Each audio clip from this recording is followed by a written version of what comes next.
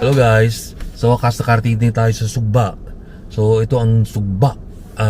Actually, pag sinasabi mo Sugba, anong ibig po sabihin? Apoy or something or ihaw? I'm not sure. So comment down below anong ibig sabihin ng Sugba guys. So ito ang Sugba.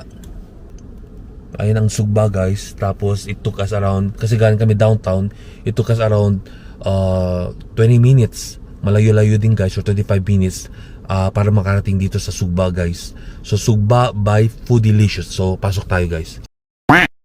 Ang kinuha mo love? Tikin na ako. Dito ka na magbuwa sa akin. Another lecture na naman. Lecture na natin isang araw. Tikman ko. So meron tayong spring roll. Ito fried chicken.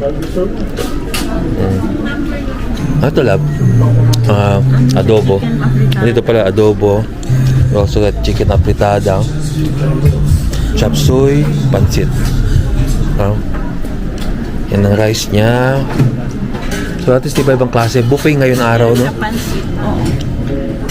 So buffet ngayong araw. Yan. Tapos mayroon siya dito nga salad. Ito rin. So maraming tao guys. This is Sugba.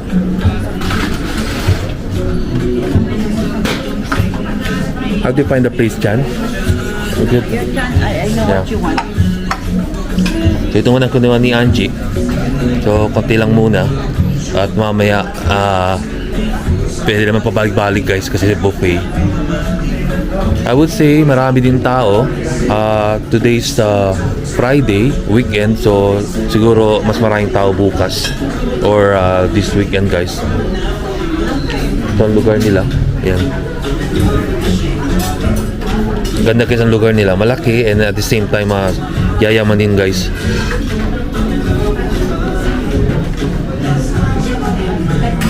So ito yung buffet table nila. Iikot na ulit tayo. Yan buffet table nila. Mahaba din. Yan guys. So mamaya ako naman kukuha ng food. Welcome to Sugba. Guys, bago ko makalimutan, nandun pala yung dessert section nila.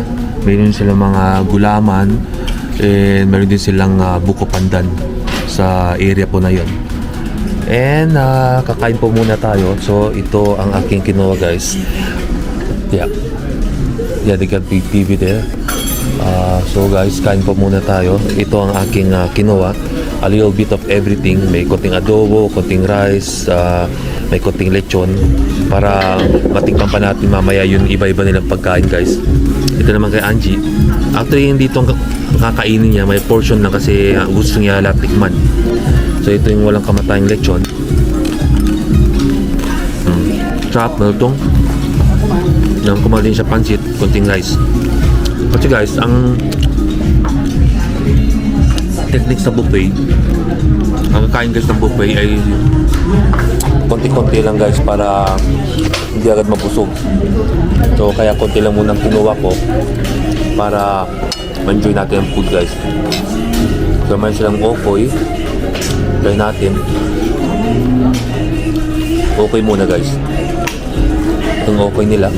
Tikman natin.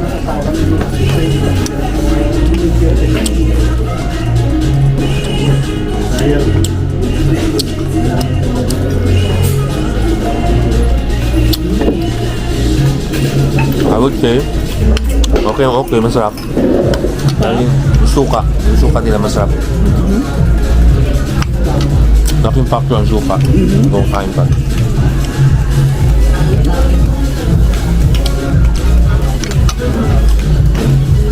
So may chicken din sila. Kaya hindi ko na alam ang pangalan na caldereta yata ito, apritada. Kaya nalilito kung caldereta apritada. So okay siya. Ngayon tikman natin ang chicken apritada.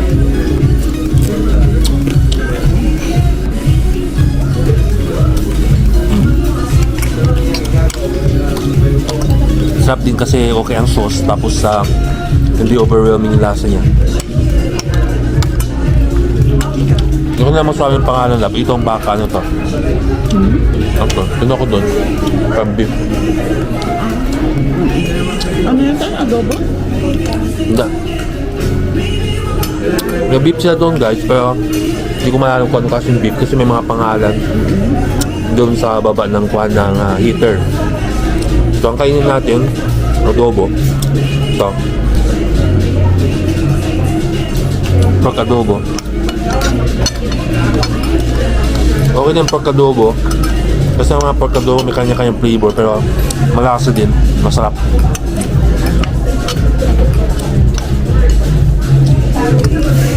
Mayroon pa yung Bicol Express lang. Ano yung Bicol Express lang?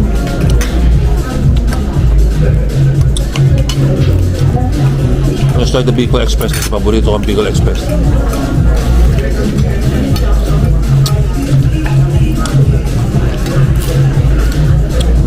Stop. Lahat ang masarap pag gutom. Stop lahat. Ikaw, how do you find it? Oh? Kunti lang kinuha kong kanin pero babalik pa ako. Then the other fried chicken.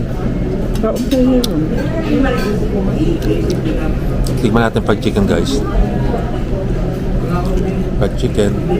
Yan.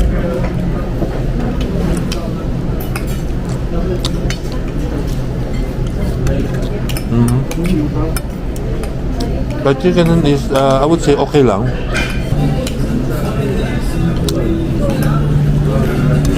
That's right. Hindi pa natin ito yung lechon.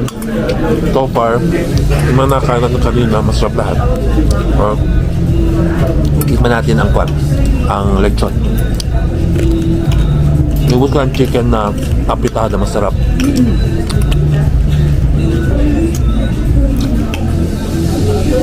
So, at least may... Shout out mo kay Christine, pilagay dito.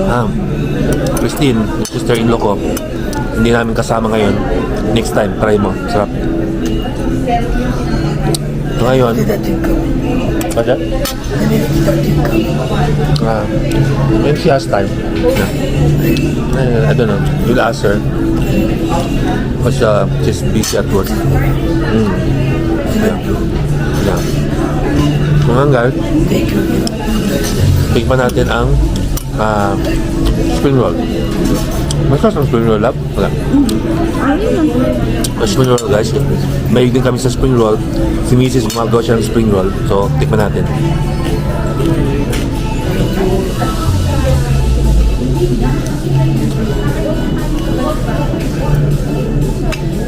Okay din. Masarap. Malutong. Tapos siksik siya. May meat. Tapos siyempre mga carrots. So makikita nyo, no? Siksik ang ating ang spring roll. So padalo din guys. Yung lechon, di pa nakatikim lang. Ano yung lechon?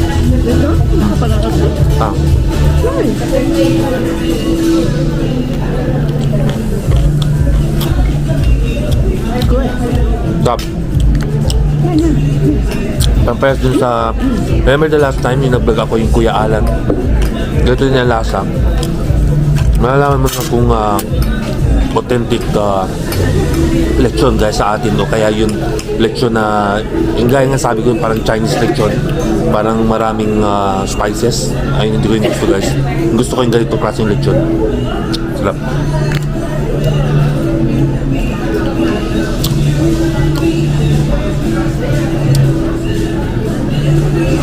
So far, lahat ng nakain ko dito, masarap na.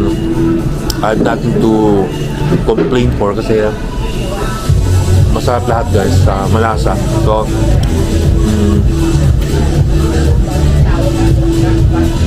I would say this is the place to be guys. Try nyo rin punta dito sa Putan ang Sugba dito yun sa Edmonton. So I will post the address mamaya para makita nyo guys. So at least napakita ko sa inyo ang Kuya Alan ngayon. Napakita ko naman sa inyo ang Sugba para at least may mga options kayo kung saan kayo pupunta dito sa Edmonton. Hello guys, pasensya na kayo sa pangalawang footage natin at nagka-problema sa ating gadget guys, naging fast forward. So, pakita ko lang sa inyo na sa pangalawang pagkakataon guys, kumain na naman tayo. So, we tried yung pansit na napakasarap guys, and yung chop suey nila na napaka malinamnam guys. Ang kanilang okoy ni Tricole kasi paborito ko nga ang okoy, and yung fried chicken nga, gaya ng nabanggit ko, okay lang lasa niya pero hindi yun ina-expect kong lasa guys. But as a whole, I would say na 9 out of 10 ang ating sugbo guys.